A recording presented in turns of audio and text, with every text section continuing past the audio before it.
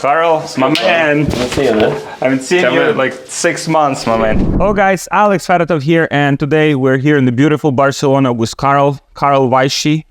If you guys are in e-commerce, you probably know this guy. He works with some of the biggest brands in the industry. He does the conversion rate optimization.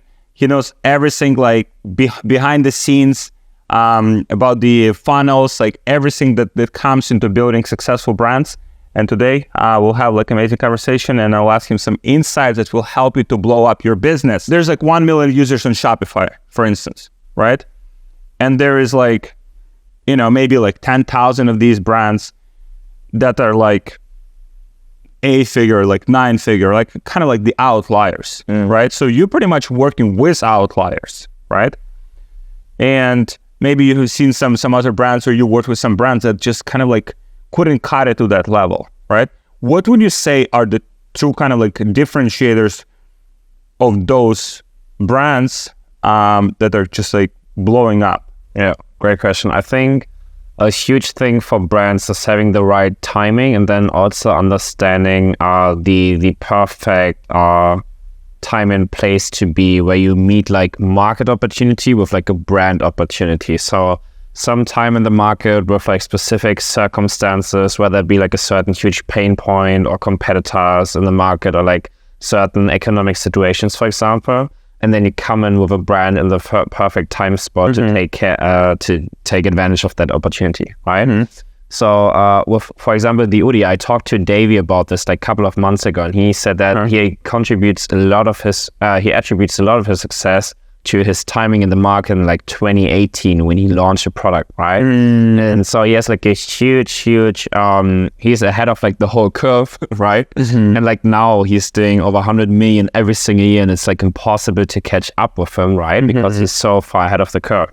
Because back then he was like really profound in creating like a good product market fit in terms of building actually a nice product, right? So not like drop shipping any from China or something, but like building a high quality product that he could like build a brand with long term, right? So for example, we also worked with a lot of drop shippers that then turned into brands, right? So for example, like the Nomis case study, like everybody's familiar with the case study because they like blew it up on YouTube and stuff. So we took them from like nothing to over like 10 million in the first year. Wow. But then like one of the key points is that like at the end we had to turn them into a brand, right? Because otherwise we've also seen this with a lot of brands, like they scale like crazy, but then they also like vanish, right? And then the curse of like 6, 12 or 18 months, like they do 5 million, 10 million or something, but then they also completely vanish again from the market. So that's also a huge thing, that you have to hyper focus on the product, because everybody's so obsessed with like marketing or funnels, and then they ship like a product, or they don't care about logistics or something. So that's also a huge aspect. So I would say right timing with great product market fit, actually a really high quality product, and then everything comes after that in terms of like the marketing, paid acquisition, retention and stuff. Brand is something that people come back to again. If people buy just once, there's no brand, right? I mean, there's kind of like some, what are your thoughts on this? Like what defines, let's say, like brand? Like what's the definition of your? For me, brand is a mindset from the founder, right? So if you either say of yourself, I'm a brand owner, or I'm like a drop shipper, right? So it's like the whole mindset of how you approach the business, like how much you see in like the long-term play of your online store, for example. Like how do you approach paid acquisition? How do you approach like the back end in terms of logistics, finances, cash flow, and all of that? So that's like one huge thing, like the differentiate in the mindset. For me, drop shipping is not about the logistics model, but rather about like how do they approach a business. They churn through a lot of products. The stores, they have like 3, 6, 9 months, then they have the next store and everything. So, and then like a brand, it may like grow slower, but it grows like more steadily and over like a longer time period, and you really build an asset. And you also care about having a high quality product. You care about the customer service. You care about people liking it and having like a positive word of mouth and all that stuff. So I think it's really in terms of like mindset of how do you approach like building this business, where there's like a huge discrepancy between like drop shippers and then like brand people. Because like there's a lot of dropshippers, they say, I want to move to like a branded dropshipping store or whatever, but they don't really understand that it's like a complete shift in mindset that they have to take from just like churning through products all the time to like actually finding one thing and like sticking with it. You see a lot of entrepreneurs, they start making money, they're taking money out of the business, you know, they're buying themselves, you know, kind of different things. Is it different from like, for these like long-term committed like brand owners? Are they, like, as you said, playing long games and investing in inventory, like product development? They're ready to take like less profit, you know, on the front end on the short term to make it worthwhile long term? Yeah, definitely. So a great example is Davey. Yeah. Because he's like a friend of mine, and I really, really like this guy because he's like so humble. So we met in Miami, right? And then we worked together. And for me, it was like a really great kickoff into like working together, because I had this like personal touch point with him, and I saw him like behind the scenes, like in like a regular setting like this right now. And we just sat down and talked and had like nice conversations. And like, if you would meet him on the street, you wouldn't know like how successful he is, right? He's just like a random guy from Australia who likes dogs and stuff, right? He enjoys life. He's still, right? Yeah. He's huge arms. But he's like so nice and genuine and like super humble, right? And I think that's one big thing for like the guys that surpass a certain level, and I think we also talked about this in like January. It's like people in the beginning, people who like make money for the first time, and then people who have a lot of money. It's like these kind of three stages that like entrepreneurs go through. And like in the beginning, like everything is about money, and you're looking up to everybody who has money, and then you make money, and then you need to tell everyone that you're making money and stuff, and you want everyone to know, and you feel great. And then at some point you make a lot of money, and then you know, okay, I don't need to tell everyone anymore. I'm just like, I know who I am, right? You don't need to prove. You don't need to prove like exactly. You don't need to show off anymore. And with David, it's like super nice working together, because he's just like so hyper focused on like the brands, right? And he doesn't have ego involved. So for example, for the Udi, like I think like half a year ago, they hired our CEO to replace him, right? Because he saw, okay, I could grow the Udi to like a $250 million brand, like 250 million in revenue and stuff. But no, I'll need somebody else to come in and take it from like this $250 million brand to like $1 billion brand, right? And I'm not confident in taking the brand there, so I'm going to find somebody else to replace me, right? And I thought it was super mature of him as an entrepreneur, where he saw that somebody else is like more skilled in certain area, or has like a more strengths, for example, to like come and take Duty from where it is, right? Like crazy successful brand to like even making it more successful. And I think those are like the common traits of these like super successful brand owners, where there's like no ego involved, they're not showing off, and they're like investing like crazy back into the brand again, and like they don't take out as much. Out of all of the brands that you have seen, right, who do you think dialed this in the best in terms of the funnels, the conversion rates? Who's like committed to that like full force? Good question. I think people are crushing it, and I also talked about this in a recent video. It's like Justin from JV Company, right? They're crushing it with funnels. Martin Cook from Nubru, like we went to dinner with him in Dubai, right? He's over obsessed with like the advertorials and the funnels. It's also amazing. So he is like just super obsessed with like split testing every single bit, like the headlines, where to show the call to action, everything. Super interesting. So they are crushing it. With Kinobody, we built new funnels from scratch, right? So Kinobody, by the way, it's Greg Gallagher. Yeah, huge fitness influencer. I think one of the biggest fitness influencers. So he is like really well known, and he had like a lot of different supplements of different info products and everything. So with him, we just built like new funnels from scratch, and then like run a lot of split tests there.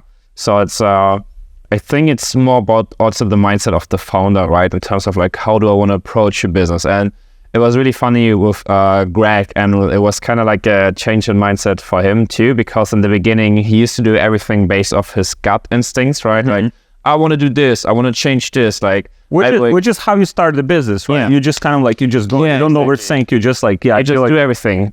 Right, and he was the same. And then in the beginning, I was like, Greg, we need to test this. We cannot just do changes and shit.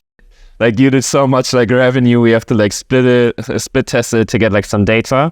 it was so funny because like now over the past like 2-3 months, it really changed to where he's just like, okay, let's test it before we push it live, or let's test this before we actually implement it. And I was talking to him about it. I was like, this is like a great shift because now you mature a bit in the business because you see, okay, I need to have like data that really grounds my decision making and have like a data-driven process. So I think that's also like a big thing for the founders. But yeah, I think like JV or New Brew, and then it really depends on the brand, right? So for example, for the Udi, we're like playing around with different funnels right now, but then it's more of like a fashion brand kinda. So we played around with like listicles or like collection pages, like landing pages, or like a Trojan horse like homepage, right? Where we implemented like all of these landing page elements, and that has been working well. But then it's like, I think people should need to understand that it's they think conversion optimization in funnels is a lot about the same stuff, right? Or certain stuff that you can implement everywhere, like an evergreen ad, right? There's no such thing as like an evergreen ad. You need to make it like super individual to like who you're selling to with like what product you're selling to. Like sometimes funnels don't make sense, right? So for example, we have some like fashion brands in the US where I wouldn't really work with funnels. I would just push them to like a collection page or product page, and then obviously have a lot of like conversion-based elements, but not necessarily push them through a funnel where it's just like 1 or 2 products. They can only buy that, because with a fashion brand, it's all about like experiencing, getting inspired, buying a t-shirt, buying some pants, and buying some shoes. And then you cannot have like one closed funnel. Right? What is your like tech stack? Like what technologies do you prefer? Like for instance, when you're building funnels with your clients, do you use like Shopify? Do you use some landing page builders, or do you use like custom landing pages? And also on the back end of it for the conversion part, is it like regular Shopify, like Shopify Plus, or is it like platforms like Checkout, Champ? So we always work with Shopify based off the size of the brands that we work with, which is only like 8 figures, 9 figures. They are on Shopify Plus, right? So we can customize the checkout flow. And then for landing pages and funnels. How customizable that is? Like let's say you have like Shopify Plus, can you make like, let's say, 1-page checkout? Can you add any like custom elements? Yeah. So that's the great thing about Shopify Plus, is that 1-page checkout, upsells in the checkout on the thank you page, customizable elements like trust elements or social proof or testimonials in the checkout. And this is working like really well. And then for landing pages and funnels, we use Replo. Replo is just like a landing page builder. Oh, okay. Yeah, and we use that to like build the pages, because then we can host it like in Shopify. Replo. Yeah, REPLO. It's like pretty new, but it's like a great page builder. That's where you can copy the winning like landing pages with 1 click and just like, right? Like they have a library of the exactly. Yeah. Wow, very nice. Okay, so on the upsell side, like, is there like Shopify has a limitation of 2 upsells? No. Not necessarily. So with like Zipify 1-click upsell, you can just like also build these upsell funnels. And then you could have it like after add to cart, in the checkout, after purchasing, on the thank you page, and everywhere. So 1-click upsell is working well on that side for the upsells? Yeah, I would always just use Zipify. Zipify? Yeah. All right. On the 1-page checkout or 3-page checkout, which have you seen? This is like a lot of it depends on the brands. So it still depends, even like after Yeah, really depends on the brand. We are just like testing a lot with like 1-page now, because it's like simplified and short and everything. But sometimes we also saw that the 3-step checkout. So for example, for Kino Body, we tested it, and the 3-step checkout was better than the 1-page checkout.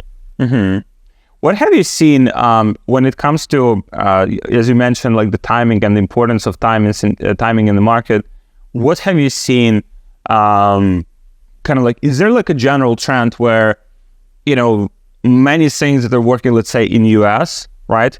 Let's say you transition to the like European markets. Have you seen a lot of those brands like blowing up by taking, let's say, working concepts in the US? Not all the times, right? Sometimes it works to like duplicate the concept. So for example, the Udi, it worked super well to take their concept that was working in Australia and duplicate it in the UK. So now the UK is on the same scale that Australia is, right? Which is crazy because like Australia has like a longer history with the brand and everything. So sometimes it can work really well. Or for like the Essence Sport, right? Connor Martin, he's coming to today to the Mastermind event. They started for perfumes, right? Yeah, exactly. They started in the UK and they basically sell these like unbranded perfumes like Dior, Tom Ford for like a lower price point, and it's going completely viral.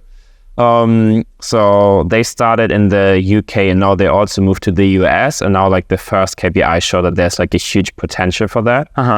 So I'm really excited to see like the trajectory, but then also we had some brands, for example, like skincare brands from Germany that wanted to duplicate to the American market, but then based off of the competition, market awareness, market sophistication, it just didn't work.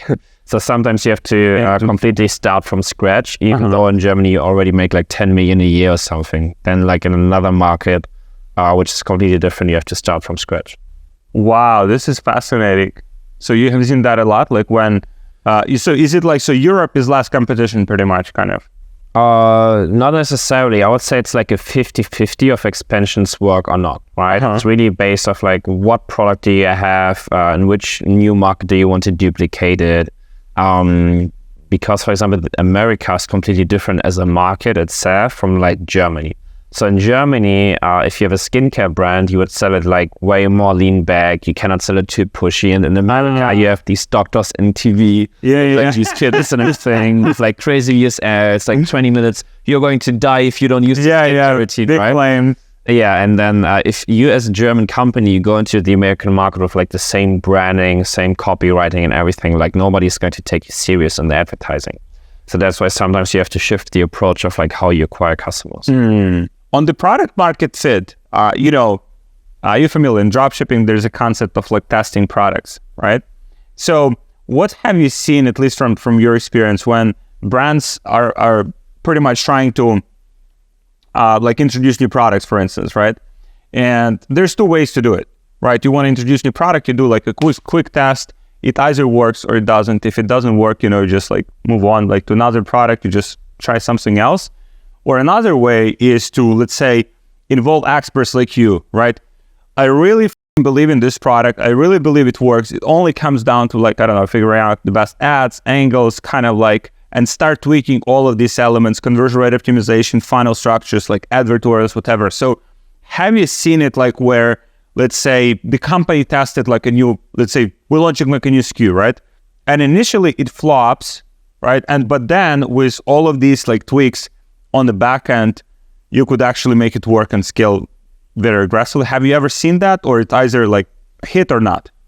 No, we've seen it numerous times where they did a good job and like the creatives, the media buying and everything, but then, for example, they had like really funnel or like a really shitty page for that like new product. And then, for example, if you try around with like different funnels, different landing pages, then that can be like a day to night difference. I mean, similar with like dropshipping, if you like test products and you have like a really product page, that's like starting, if you would have like a sprint against Usain Bolt, and like if you have a product page, it's like starting 10 meters behind everybody else, right? Like you can make it work, but you have to work like twice as hard to make it work. So like a really good product page or like a really good landing page can be the difference between like a product works or doesn't work. Which pretty much what Carl means is like, you have to hire his team. That's in different words. So when it comes to product launches, the brands that are kind of like the most successful at this, right, at expansion overall, at getting to like those like 8-9 figure levels, are the brands that like take product launch seriously. Like they're really putting like their best effort, like they're really doing the research before launching the product. They're really crafting all of those landing pages. They're investing in creative, they're investing in content. You've seen those working the best, or the brands that are like just like, let's test it, next one. No, no. I mean, it's like you answer the question with the question itself, right? It's like, I don't know. It's same with like diets or like training programs. Like you stick to like one diet for like 3 days and then you test like 10 different diets in like a month, or do you like do one diet and you do it like really, really well and make it work? The reason I ask this is because there is oftentimes, and this often as well, like what ruins a business, as you said, for instance, for Greg, that was like personal transformation from like gut feeling. I really believe in this product. Try to make it work, but there's no product market fit, you know? And it's like, you know what I mean? Whether that kind of like fine line is on kind of just moving fast, right? And accepting kind of like the truth, or sticking to one thing. And then with all of these things that you can control, which is CRO, which is the creative content media buying strategy, you just finding. Yeah, I mean, obviously you need to find a good product, right? It's not like you can just like go through a room and you say, okay, I will start selling this sofa. Yeah, I will make it work 8 figures first year, right? Obviously, it has to be like a good product and like a good timing in the market, with like a big need. So that's like how Cash did it with Nomisk. Back in beginning last year, he was like, okay, what is like a huge pain point in the market? What is a huge need in the market? And like what I know several people that couldn't make that product work. Yeah. I know so many people that couldn't make that product work. And that's the thing, and it's like it's not always the product. It's like the product obviously is like a big thing of it. But then the other half of whether or not it's going to be successful is like, how do you market it? What are the angles? What are the funnel structures? What is the offer, right? So like they couldn't make it work, and then Cash comes around, like different angles, different funnel pages, everything, different creators, targeting a different target audience, right? Yeah. And then like, boom. And I see it, it's even like phenomenal. You mentioned that recently I checked Nomisk, it's nomisk.com. And you have 3 like different landing pages. You literally segmented. Do you have problems with back pain? Oh, do you have there is like it's almost like as kind of like customization in a way. And for each one of these, there is like a landing page. Is that a strategy you would recommend for brands that they're like have traction, kind of to start segmenting their different avatars and different pain points and crafting landing page for each? If you have traction and you do like multiple 6 figures a month, yes. Yeah, you've seen that. Like, so give you example, you have generic landing page that covers period pain, kind of, you try to like stack as much as possible in there, right? You have all the benefits, you have kind of like all of the things in one place, versus you have three of these pages, right? The conversion rates are higher when you go like more personalized and when you have a particular landing page for a particular pain. Yeah. How higher, like on average? I mean, it's like, it's the same with like the creatives.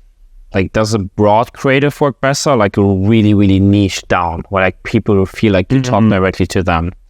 Is I don't know if I can make a good example. Like, would you feel more resonated with if I say, you are an entrepreneur and you want to get into better shape? Or would you more resonate with you are running e-com businesses, info products, and you live on the East Coast, and now you want to get in shape because you have a wife and a kid, right? And like the second one is way more targeted to you, and that's why it resonates more with you and works better.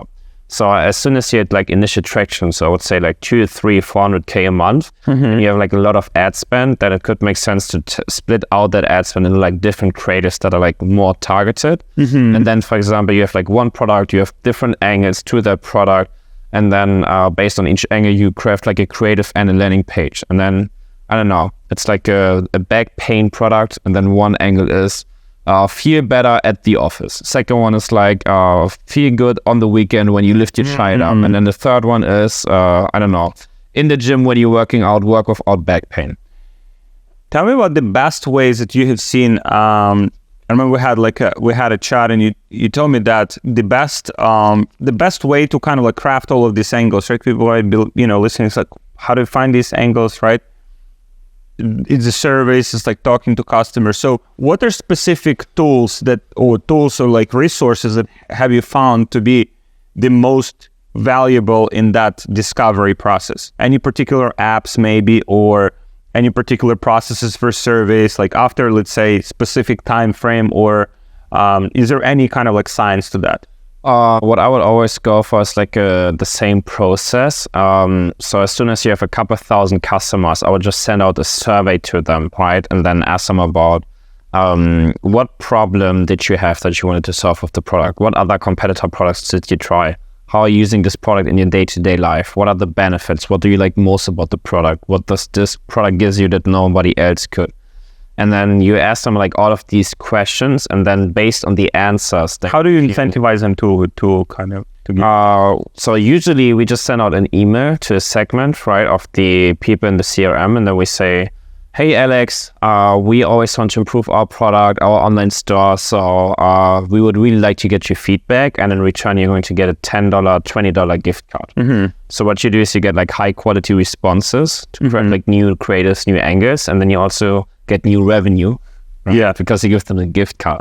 So it's like a win-win situation. So we really like doing that, and then based on all of the responses, you just go through them, and then you will find them talking about how they use it, and then you will come up with like different ideas. Do you like more like open-ended questions? Like you would ask them, let's say, more like open-ended, or do you like to give them kind of like specific options to choose from? Mixture.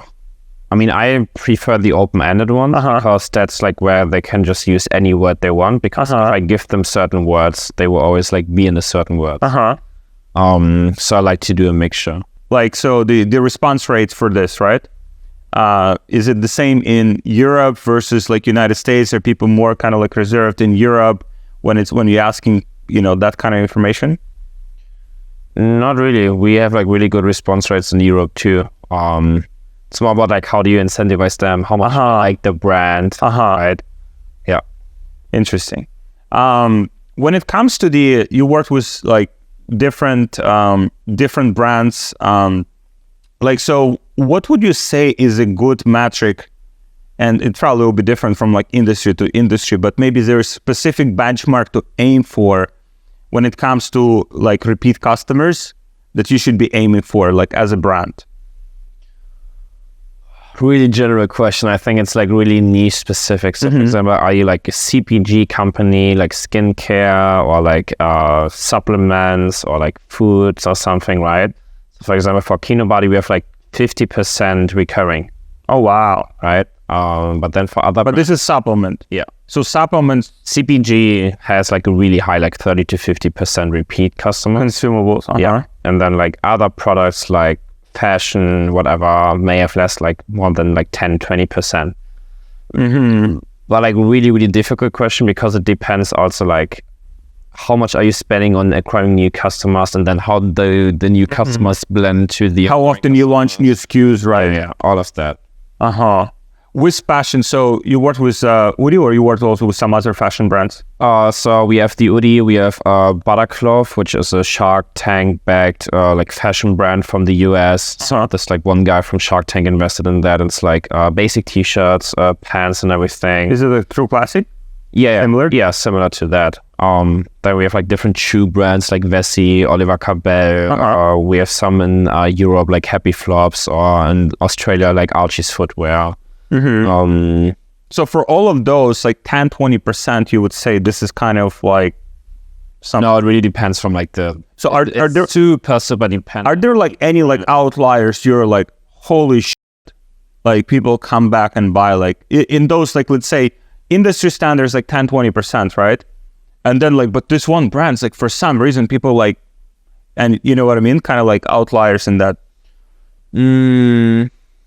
Or everything's kind of like every brand, there's just like so much you can do, and that's it, right?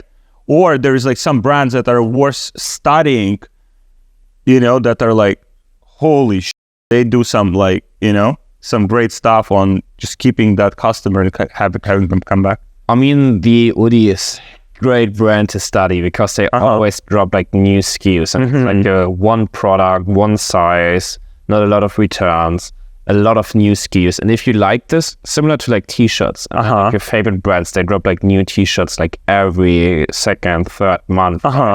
And now they did Star Wars, they did Disney, all of these like new prints, new colors and stuff. So you're going to like buy it again and again and again. When you see the conversion numbers behind, let's say Disney, right, or all of those kind of very like aware, right, like people aware, people being like, you know, educated, like brainwashed for years, thousands of years about those. Are conversion numbers are vastly different from like, let's say, regular products? Not vastly, but I would say that they're like better, right? Yeah, just because people have like the trust to these huge brands. So you could think like 10-20% better at least.